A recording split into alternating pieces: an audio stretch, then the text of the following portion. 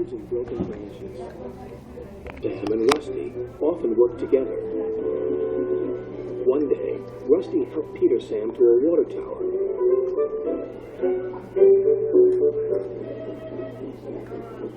Peter Sam felt much better after his long drink, but the freight cars were bored. Let's break away. Their loads were heavy, and the couplings old. One snapped.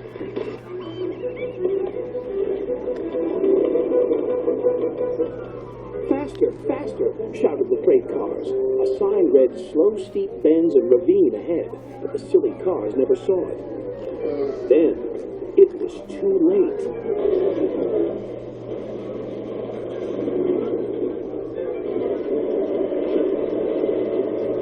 Peter Sam arrived at the scene of the disaster.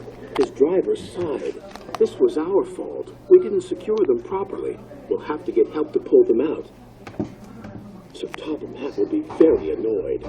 And he was. You will work in the yards until I can trust you again. Duncan was delighted with Peter Sam's dilemma. Fancy not securing your freight cars on a hill. They'll come back to spook you and your special funnel. Woo! And who's to say you're not afraid of ghosts? Snapped Rusty. Ghosts? Things that go bump in the night? Rubbish! Well, I'll tell you a story that will make your funnel quiver, Rusty said. A long time ago, a little engine was returning home. It was a misty, moonlit night.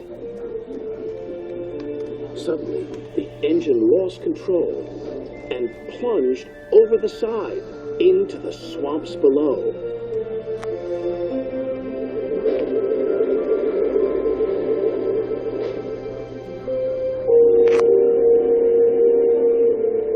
He was never found again. But many a workman will tell you that when the moon is full, they have seen the little engine trying to get home. But he never reaches the other side.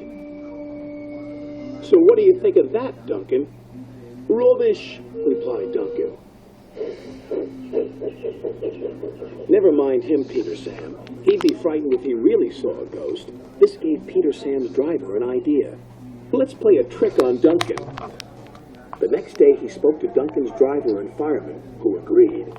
We'll do it tonight.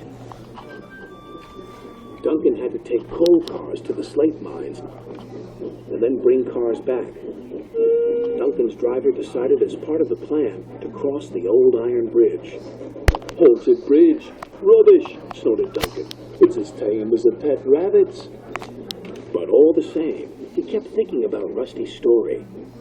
When dusk fell, he was keen to leave. If we don't go now, Scarloey will take my favorite place in the sheds. We have to collect our cars first, his driver replied. He could see their plan was working because Duncan was nervous. When night fell, they set off. Mists were rising around the old iron bridge. Duncan whistled, and the sound echoed everywhere.